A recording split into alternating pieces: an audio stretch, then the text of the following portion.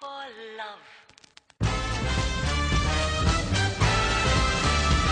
A kiss on the hand may be quite continental, but diamonds are a girl's best friend. A kiss may be... V tuhle chvíli u sebe mám toho nejpovolenějšího člověka. Prostě někoho, kdo by nám mohl vysvětlit, co je to tady dnes za úžasnou akci. Tak dnes se snažíme veřejnosti představit otevření našeho nového showroomu v Praze. Co tady můžou všichni Pražané a nejen Pražané najít? Tak především se můžete najít jeden velmi starý kámen, který je na této planetě mnohem déle než lidstvo samo, do kterého mnozí investoři vkládají své naděje, své investice a všeobecně je znám jako něco krásného, magického, nadpřirozeného a nazývá se diamant.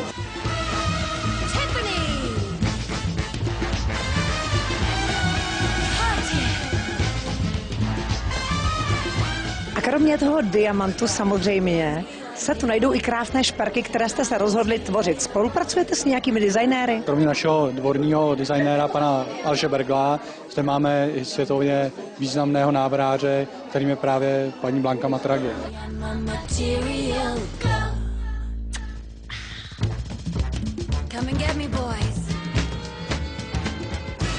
Člověk vidí ty nádherné dámy, ty nádherné roby, toto oblečení a tento top, co vlastně příroda stvořila, ten diamant, já si myslím, že to neodmyslitelně k sobě patří a právě proto paní Blanka Matragi, a že je to zrovna ona, která obléká ty dámy těch šejků a maharadžů, tak samozřejmě z toho máme všichni velikou radost. Považujeme její šaty právě za umělecké dílo, že je to takový šperk mezi oděvy, tak se nám přišlo, že bylo vhodné spojit to zlato a diamanty právě s její tvorbou. Jaký je tvůj vztah k diamantům, ale nikoli jako návrhářky, ale jako Blanky Matragi jako ženské?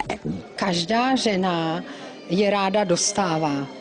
Sama si je teda musím přiznat, nikdy nekupuji a nikdy jsem si ho nekoupila a musím přiznat, že je dostávám i někdy od velmi spokojené zákaznice, že už se mi stalo, dostala jsem briliantové hodinky, dostala jsem briliantové náušnice.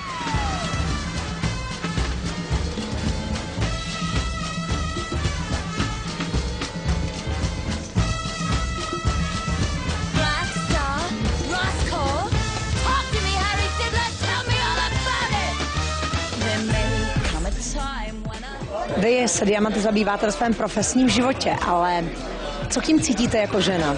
Jako žena je mám ráda, líbí se mi, nicméně je používám naprosto stejně tak jako oblečení. Uvědomuji si velmi jejich hodnotu, ale zároveň je to, že jsou opravdu nezničitelné, proto v nich dělám naprosto všechno, absolutně. Jsou se mnou 24 hodin denně a co se týče toho vztahu právě díky tomu, že můj manžel je opravdu velký odborník na diamanty, tak leckdy jsem tam vůči měla i averzi k diamantům, jelikož jestli mi někdo bral čas s manželem, tak to bylo to jeho neustále třídění nebo třeba studium v Antwerpách a další cesty.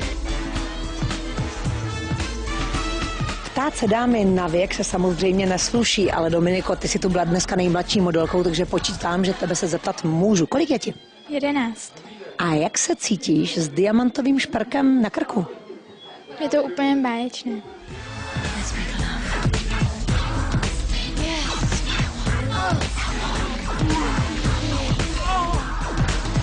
Většina žen, když se řekne diamant, si představí čirý kámen, ale diamanty mají i svá zabarvení, své barvy. Jaká je nejcennější? Tak nejcennějším kamenem v podstatě asi na této planetě je rudý diamant. Těch je snad 12 kusů na celém světě pouze. Ale velmi populární jsou kameny růžové, které můžete vidět taktéž v některých špercích, které se zde vystavují, nebo kameny sitě žluté, jsou kameny zeleně zabarvené, modré. Zkrátka diamant je jediný neroz na této planetě, který se vyskytuje ve všech barevných modifikacích.